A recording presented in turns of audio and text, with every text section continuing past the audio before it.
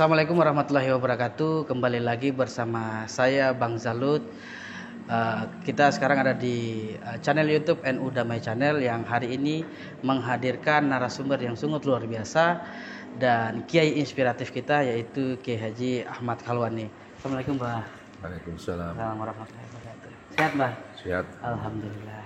Jadi malam ini kita ingin bincang-bincang mengenai Mbah, perjalanan NU, refleksi NU selama 1 abad ini.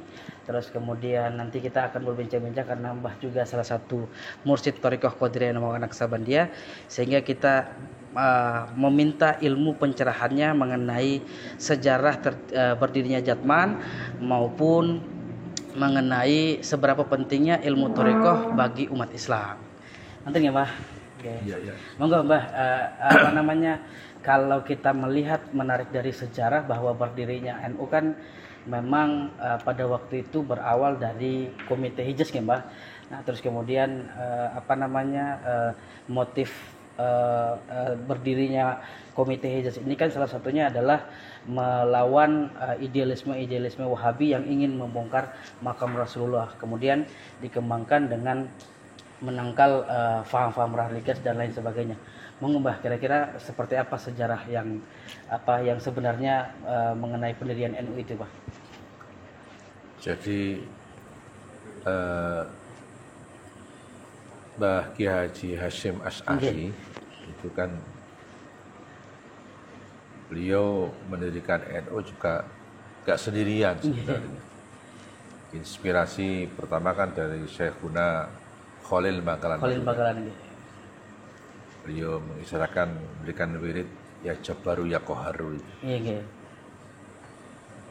Jadi NU berdiri Mbah Hasyim, ada Mbah Wahab, ada Mbah Bisri Samsuri, ada Mbah Romli Tamim. Peterongan Jombang, ada Kiai Haji Mas Alwi Abdul Aziz Surabaya yang mengusulkan nama NU. Nama Nahdlatul Ulama. Ya. Ada Kiai Haji Mas Fakih Mas Kumambang Gresik.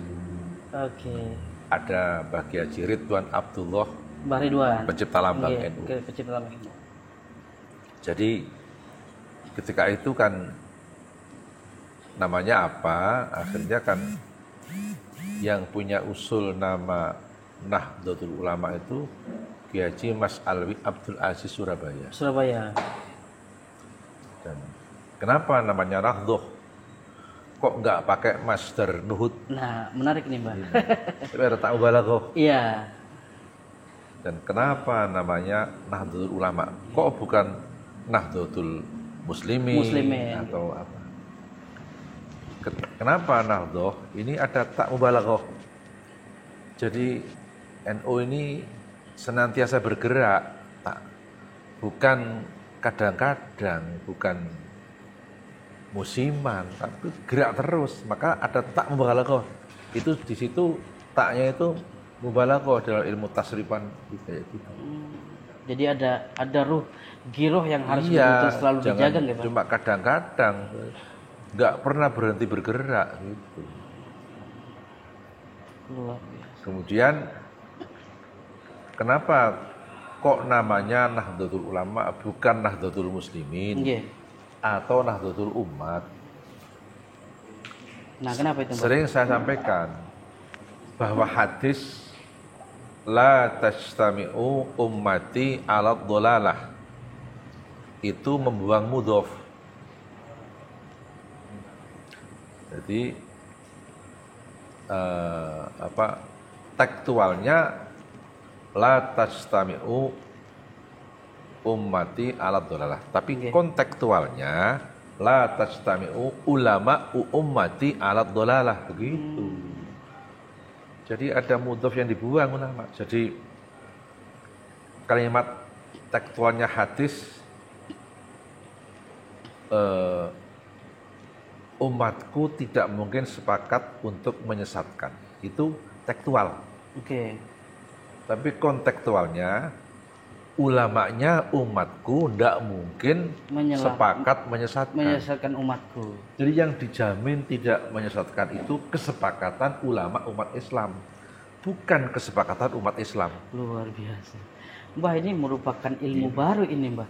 Sepertinya saya pun mendengar YouTube-nya Mbah juga, kayaknya Mbah belum pernah menceramah ini. Udah, saya udah dulu. Oh, sering, Mbah? Udah, oh, berarti saya kurang update ini untuk membuka kembali ini ceramah-ceramahnya Mbah ini mengenai sejarah ini. Yang kita ikuti itu kesepakatan ulamanya umat Islam, bukan kesepakatan umat Islam.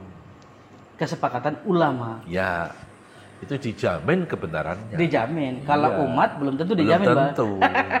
Karena kalau ulama pasti punya ilmu, nggih, Mbak. Ya. Masya Allah, luar biasa sekali, Mbak. Nah, kira-kira sejarah apa lagi, Mbak, yang kira-kira yang umat Muslim yang kira-kira pada para pemuda-pemuda NU yang kira-kira memiliki nilai ataupun memiliki giroh yang harus pemuda itu tahu bahwa harus betul-betul konsisten memperjuangkan Nahdlatul Ulama, Mbak. Jadi saya ingat dulu tausiah Proes Am kita tempo dulu. Allah yarham Simbah Kiai Haji Ali Maksum Krapyak. Mbak Maksum. Hendaknya warga NU pegangi 4 hal. Ya, apa itu, Mbak? 1, al-ma'rifatu bi nahdlatil ulama. Yang kedua, as-siqatu bi nahdlatil ulama. Yang ketiga, al-jihadu fi nahdlatil ulama. Yang keempat, as-sabru fi nahdlatil ulama. Pertama, al-ma'rifatu bi nahdlatil ulama. Ma'rifat ngerti dengan NU. NU itu apa sih? Mahuwal NU wa ma'adro kamal NU, harus ngerti gitu. Nah, jangan ngaku-ngaku NU saja gitu, harus ngerti. Maka NU didirikan atas kesepakatan ulamanya umat Islam. Jadi kemudian yang kedua, karena didirikan NU didirikan oleh para ulamanya umat Islam, maka saham terbesar di NU itu ulama. Bukan umat, Mbak. Bukan, ulama umat pengikut saja. Saham terbesar ulama. Berbeda dengan ormas yang lain. Kemudian yang kedua, as-siqatu bi nahdlatil ulama. Sikot, percaya, mantap dengan NU dengan segala keputusannya. Keputusan yang diciptakan oleh para ulama-ulama yang menaungi Nahdlatul Ulama itu sendiri. Kemudian yang ketiga, al-jihadu fi nahdlatil ulama, berjuang di NU. Jadi jihadnya tadi itu adalah memperjuangkan NU. Ketika saya masih kecil kan giroh NU belum kayak sekarang. Sekarang luar biasa. Luar biasa. Tinggal manajerial saja. Mbah, kira-kira refleksi 1 abad ini yang Mbah harapkan dari para pemuda-pemuda yang akan memegang tongkat estafet NU ke depannya seperti apa, Mbak? Ya, tadi yang satu belum saya sampaikan, yaitu as-sabru fi nahdlatil ulama. Sabar di dalam NU. Orang yang akan mencemooh NU, yang nggak seneng, nggak bakal berhenti, pasti terus. Kita harus sabar. Tapi kita juga harus cantik. Walaupun yang nggak seneng itu keras, kasar, kita jangan ikut kasar. Kita yang cantik. Kita ingat betapa kasarnya Fir'aun. Tapi Allah perintahkan Musa sama Harun untuk cantik, halus dengan Fir'aun.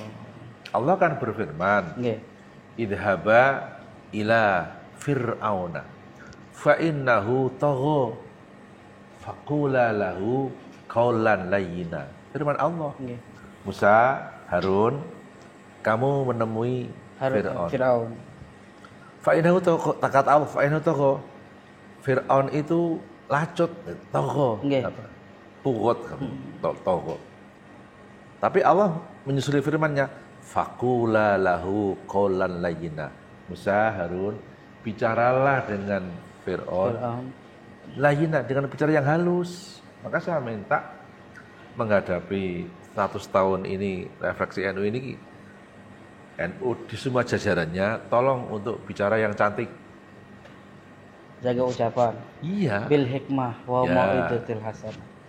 Luar biasa sekali. Dari PB sampai ranting, sampai Neven, itu sampai lembaga, tolong. Biarkan Amerika yang nggak seneng mau kasar, mau tetap keras, tapi kita harus pegangi. Wasatiyah tadi itu, Mas. Betul. Makanya yang keempat tadi kan sabar, sabar kan penting. Tapi memang sabar itu pahit. Maka Syekh Muhammad Nawawi bin Umar At-Tanara Banten mengatakan as-sabru kasibri. Kata orang Jawa, sabar ki kaya brotowali, pahit. Tapi begitu minum brotowali, kita kan sehat. Sehat. Maka orang yang kurang sehat kan kurang sabar. Gitu. Sering orang yang kurang sabar itu penyakitnya itu stroke dia, Mbak. Untuk menghindari penyakit stroke itu harus sabar. Oke, Bang ya. Iya. Nah, gini, Mbak, kita masuk mengenai ini. Kita tahu bahwa para pendiri Nahdlatul Ulama ini kan adalah tokoh-tokoh sufisme, Mbak. Para pengamal-pengamal thariqah. Nah, terus kemudian setelah diberdirikannya Nahdlatul Ulama, maka ulama-ulama kemudian itu mendirikan lagi Jatman, Mbah. Apa sebab musababnya sehingga melatar belakangi berdirinya Jatman ini? Kenapa tidak harus ber-NU saja?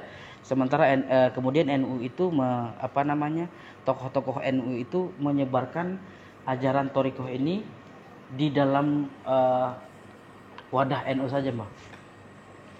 Maka NU ini ormas besar, warganya, anggotanya itu dari taman kanak-kanak sampai taman kawak-kawak. Oh. Dari TK Masito, PAUD, sampai tarekat yang kawak-kawak. Itu NU. Makanya seperti yang saya sampaikan berkali-kali, kan ada ayat Al-Quran. Allah berfirman, ya ayuhan nas qad ja'atkum mau'izatun min rabbikum wasyifa'un lima fis sudur wa hudan wa rahmatun lil mu'minin. Artinya firman Allah, wahai para manusia, telah datang atas kalian 3 hal. Pertama, mau'izatun min rabbikum. Nasihat dari Tuhanmu. Yang kedua, syifa'un lima fis sudur. Obat hati. Yang ketiga, hudan wa rahmatun lil mu'minin. Petunjuk dan rahmat bagi orang mukmin. Ini ayat Al-Quran. Kita enggak boleh menafsiri sendiri.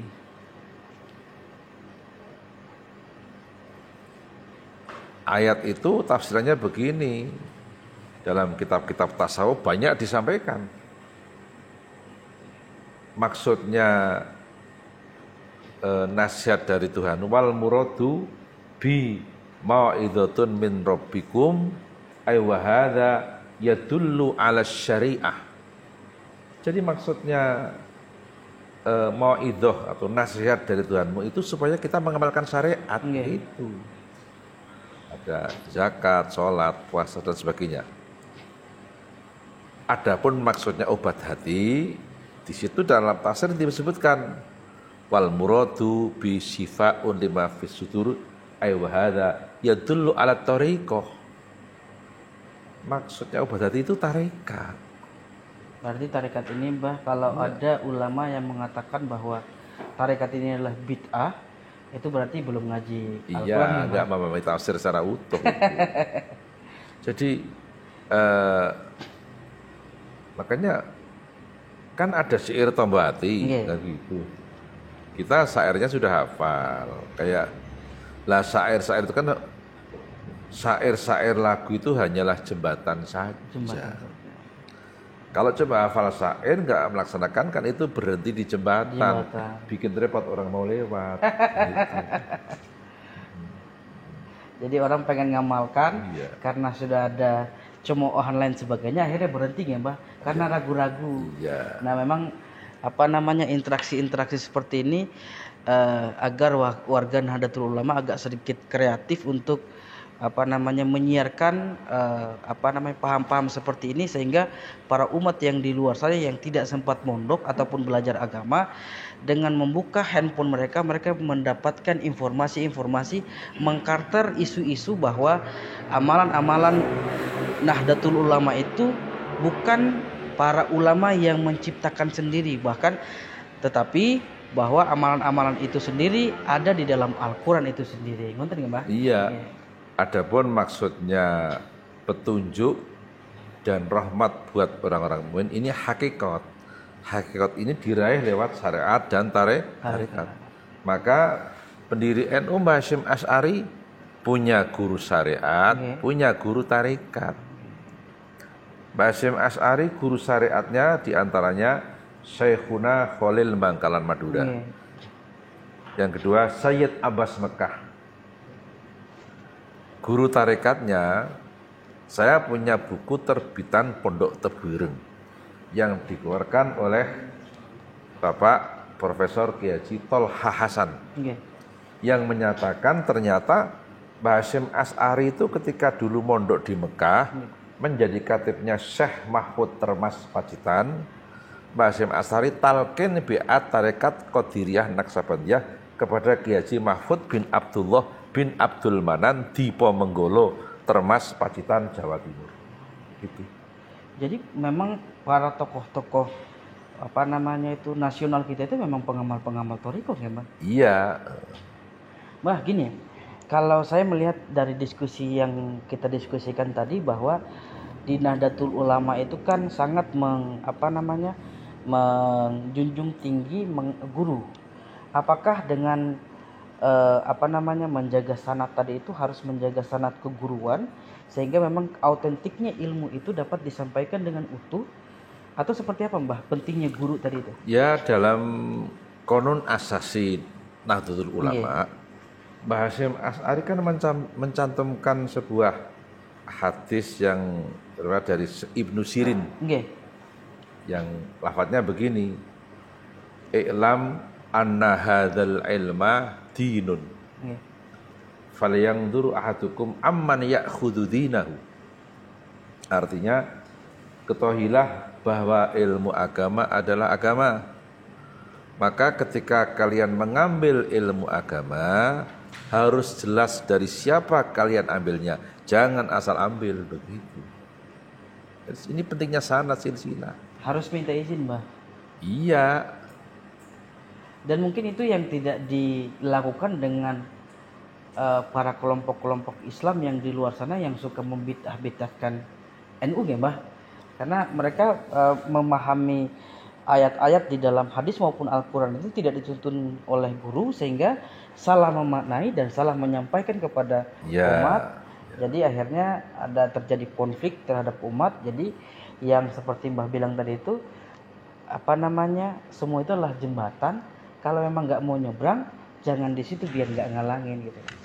Tentu ya, Mbah? Iya. Menarik sekali, luar biasa.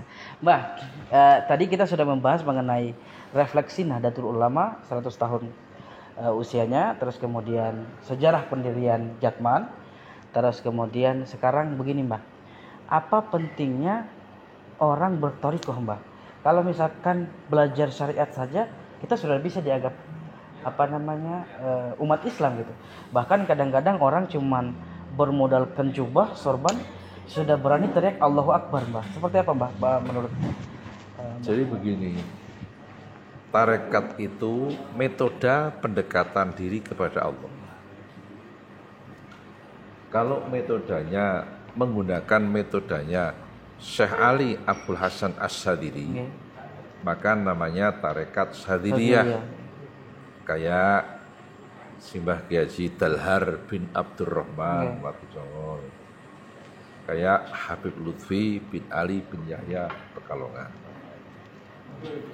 Kalau metodenya kalau metode pendekatan diri kepada Allah pakai metodenya Syekh Abdillah Asy-Syatari, namanya tarekat Syatoriyah. Kayak Kiai Haji Imam Puro Purworejo, kayak Kiai Haji Badawi Hanafi Kesugihan Cilacap. Kalau metode pendekatan diri kepada Allah pakai metodenya Syekh Abdul Qadir Al-Jilani, namanya tarekat Qadiriyah. Itu. Jadi kita orang awam bukan pencipta metode, meneruskan metode yang diciptakan para ulama-ulama sebelumnya. Ibarat Anda mau ke Samarinda, jangan bikin jalan sendiri. Cukup lewat jalan yang sudah ada. Gitu. Sampai bikin jalan sendiri malah repot. Kadang-kadang bingung. Apalagi menuju Allah bikin jalan sendiri gimana? Ya kita nyetor proposal ke wali kota saja harus punya orang dalam gimana? Apalagi harus ada link juga ya. Apalagi harus mau berdoa dan mau mengenal Allah gimana? Iya. Sehingga memang peran seorang guru dalam membimbing kita mengenal Tuhan itu sangat penting gimana? Nah, gini Mbak, bagaimana caranya kalau ajaran-ajaran Thorikoh ini kan nanti setelah NU mulai bersinar ini, maka khalayak ramai mulai bertanya apa itu Thorikoh. Kan umat-umat lain yang kira-kira yang NU belum muncul di media sosial, YouTube lain sebagainya, itu mereka belum tahu, masih asing dengan bahasa Thorikoh tadi ini Mbak. Lah kira-kira bahasa apa yang kita memberikan kepada umat sehingga mereka juga mau mengenal dan mau mempelajari Thorikoh itu Mbak. Sehingga kita sebagai orang awam yang yang belum mempunyai ilmu untuk menerangkan kepada umat yang lain untuk mengenal Thorikoh ini seperti apa Pak untuk mempelajari Thorikoh ini? Ya, jadi dulu ketika kongres tarekat pertama di Tegalrejo tahun 57. Dulu belum ada nama Jatman belum.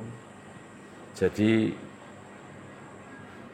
Jamiah Tarekat itu yang punya gagasan bikin organisasi itu 4 orang kiai. Itu semuanya mursyid Qadiriyah semua. Keempat itu pertama Kiai Haji Muslih Meranggen Semarang. Kedua Kiai Haji Nawawi Sidik Berjan Purworejo. Ketiga Kiai Haji Mandur Temanggung Jawa Tengah. Keempat Kiai Haji Masruhan Ihsan Meranggen Semarang. Semuanya dari Qadiriyah. Iya. Dan itu embrio musyawarahnya itu tahun 56. Iya, tahun 56 dan itu musyawarahnya bahkan di Berjan Purworejo. Tempatnya Mbak. Iya. Nah, terus dibentuklah panitia kongres, kopnya Kongres Alim Ulama Ahli Thorikoh Qadiriyah Naksabandiyah Indonesia. Itu dulu pertama namanya. Iya. Penasihatnya pertama Kiai Haji Romli Tamim Jombang. Penasihat kedua Haji Andi Patopoi Bupati Grobogan asli Makassar. Ujung Pandang. Ada nama Andinya? Ya, itu mbahnya Rizal Malarangeng, mbahnya Andi Malarangeng. Itu sejarah itu. Sebagai ketuanya panitia Kiai Haji Nawawi, wakilnya Kiai Haji Mandur Temanggung. Ini sejarah berdirinya Jatman, Bang. Sebelum Jatman kan baru sekitar 71. Betul. Nah, istilah Jatman itu. Yang awalnya dari Kongres. Iya. Qadiriyah Naksabandiyah tadi. Terus Kongres itu hampir batal karena biaya. Gak ada biaya. Tapi karena kebetulan bapak saya Kiai Nawawi itu temannya Kiai Hudori Tegalrejo satu kamar di Lasem, di Mbah Maksum dan Mbah Baidowi. Nah, Kiai Hudori tanya, ini jadi kongres enggak? Terus Kiai Nawawi jawab, kayaknya enggak jadi. Mbah Nawawi? Iya, gimana? Kok gitu? wali-wali mau musyawarah nggak jadi, memalukan gitu. Kiai Khudori. Terus Kenawi bilang, biayanya gimana? Terus Kiai Khudori, sudah nanti biaya saya yang membackup biaya. Jadi yang membackup biaya Kiai Khudori Tegarjo Magelang. Berbentuk in natura, kelapa, beras, dan sebagainya. Walaupun yang jalan juga orang-orang tarekat, tapi yang ngenop itu yang komando Kiai Khudori Tegarjo. Kiai Khudori. Yang dikumpulkan dari jamaah-jamaah tarekat. Khususnya warga Magelang, Temanggung, Wonosobo, Grobogan, Purworejo, Kebumen. Sejarahnya terlaksana. Nah, ternyata kongres pertama di Tegarjo dari luar Qadiriyah banyak yang datang. Itu. Karena mengalami keresahan yang sama. Melihat banyaknya sanad-sanad tarekoh yang tidak jelas. Maka diperlukan organisasi untuk untuk menyempurnakanlah sanad-sanad yang tidak jelas. Kemudian dari luar Qadiriyah banyak kayak Mbah Dawi Lasem. Mbah Dawi itu kan tarikatnya kan double. Ya Satoriyah, ya Sadiliyah. Terus kongres di Tegarjo, para ulama mau cari Rois Akbar. Pertama bukan Rois Akbar. Mbah Dawi itu. Nah, para kiai kan istikharah di Tegarjo. Nggak cuma 1, 2, 3 kiai, banyak itu. Lah istikharah dapat alamat petunjuk lewat mimpi sama. Melihat Mbah Baidawi Abdul Aziz mengimami di Masjidil Haram Mekah. Mimpinya yang 4 orang ini sama, Mbah? Iya. Masya Allah. Akhirnya para ulama minta kesediaan Mbah Dawi menjadi Rois Akbar tarekat. Bukan dari Qadiriyah beliau. Terus ketuanya Kiai Haji Zubair Umar Jailani, mantan rektor YIN Semarang, mantan ketua Mahkamah Islam Tinggi. Dulu masih Mahkamah Islam, Mbak? Ya. Itu awal berdirinya organisasi ketarikahan ini. Kemudian tahun 71 ini ketika dulu kan namanya Jatmi sebenarnya. Jatmi, gitu. Iya, itu. Nah, terus tapi dulu kan belum disingkat, cuma dulu. Terus ketika Jatmi diketuai almarhum Kiai Haji Dr. Musta'in Romli, waktu Golkar berkuasa kan, ya itulah bagian sejarah yuk diajak ke Golkar itu, terus diajak ke partai politik. NU waktu itu kan masih di P3. Tahun 71 terus bikin Jatman gitu. Jadi karena digiring ke politik tadi, maka dapat komplain lah sama ulama-ulama sepuh tadi itu, Mbak. Jadi memang orang Jatman itu kalau bisa itu menghindari politik ya, Mbak. Waktu itu P3. Iya, waktu itu P3. Tapi ketika muktamar di Kalikajar Probolinggo di tempatnya Kiai Hasyim atau Kiai Mino, itu sudah tidak memasalahkan Jatmi. Gitu. Jadi itu bagian sejarah gitu aja. Makanya kalau menurut kelahiran Jatman 73 berapa itu muktamar Jatman pertama di Probolinggo di Kalikajar itu mestinya muktamar kedua. Tapi Kiai tidak menghendaki begitu. Tetap kalau muktamar kedua berarti tidak mengakui muktamar Tegarjo. Enggak mengakui mengakui muktamar kedua ketika di Tulungagung segala itu. Makanya ketika Jatman bermusyawarah di Probolinggo dan saya hadir waktu itu. Masya Allah. Saya hadir. Saya masih muda, saya hadir. Berarti Mbah ini salah satu pelaku sejarah Jatman ya, Pak? Saya hadir. Akhirnya disepakati bukan muktamar kedua, tapi muktamar kelima. Artinya tetap ada sambung dengan Jatmi, cuma namanya sudah diganti Jatman. Gitu. Untuk menghindari gerakan politik tadi itu, Mbak. Ya, jadi itu bagian sejarah masa lalu lah. Berarti Jatmi ini harusnya itu bagian dari. Ya kan awalnya kan Habib Lutfi kan ngerangkap ketua Jatmi merangkap Rois Am Jatman kan gitu. Pada waktu itu. Iya. beliau menghendaki supaya jadi satu lagi. Nah, waktu itu kan beliau Rois Am Jatman merangkap ketua Jatmi. Kayak gitu. Tapi gimana Mbah, kalau Jatmi sama Jatman ini seolah-olah berjalan? Ya ada yang mau bergabung, ada yang tidak. Oh gitu ya. Tapi sebaiknya memang harus bersatu ya Mbah. Iya. Biar tidak menimbulkan. Dulu kan itu bagian sejarah saja lah. Mbah gini, kita masuk kepada kegelisahan umat. Bisa nggak orang mencapai jalan menuju Allah tadi itu tanpa harus melalui jalur thariqah? Karena gini Mbah, kalau untuk mengikuti jalur thariqah kan harus melalui baiat, harus mursyid, lain sebagainya. Seperti apa Mbah? Orang yang hanya bisa mengamalkan dari sisi syariat saja gitu. Salah satu keputusan Kongres Tarekat pertama di Tegarrejo tahun 57. Waktu itu masih ada Mbah Dhowi Lasem, Mbah Maksum dan sebagainya. Masuk Tarekoh dengan niat membersihkan hati. Untuk orang awam hukumnya wajib. Karena orang awam tidak bisa membersihkan sendiri. Tapi bagi orang alim tidak wajib. Itu putusan Tegarrejo tahun 57. Itu.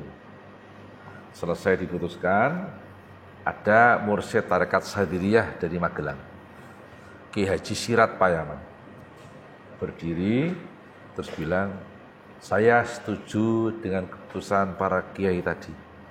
Kalau orang awam wajib. Karena orang awam nggak bisa membersihkan sendiri. Tapi kalau orang alim nggak wajib. Saya setuju, Mbak Sirat bilang begitu. Saya pengen tanya, dari sekian yang hadir ini yang alim siapa, tolong tunjukkan jarinya. Gitu, itu Mbak Sirat memang gitu. Ternyata nggak ada yang berani ngacung gitu. Akhirnya Mbak Sirat, berarti sama juga wajib biat semua gitu, malah gitu. Berarti wajib semua. Wajib semua. Kalau mengaku alim kan malah bodoh gitu. Itu. Jadi sebenarnya itu bahasa yang tersirat tadi itu sebenarnya wajib ya Pak. Iya. Orang alim pun wajib berbaiat tadi. Masya Allah. Yo, orang Al-Ghazali yang alim juga baiat, Imam Syafi'i juga baiat. Baiat tariqah juga. Masya Allah. Itu. Baik pemirsa, mungkin begitulah bincang-bincang kita pada malam hari ini. Semoga ilmu yang disampaikan oleh Al-Mukarram Kiai Ahmad dapat kita amalkan dan menjadi sebuah perenungan buat kita untuk mendapatkan ilmu-ilmu yang lebih bermanfaat lagi ya Pak. Yeah. Saya mengaturkan terima kasih banyak. Saya juga terima kasih atas segala ada kekurangannya, mohon maaf. Terima kasih bisa kenal dengan masyarakat Kaltim. Alhamdulillah. Sangat mudah-mudahan Jatman Usto Kaltim ini makin berkembang, makin istiqomah, makin berjalan. Berkat bimbingan panjangan Mbak. Ya, bersama-sama. Amin, amin. Mungkin itu saja bincang-bincang kita pada malam hari ini. Saya akhiri dengan mengucapkan wallahul muwaffiq ila aqwamit thoriq. Assalamualaikum warahmatullahi wabarakatuh.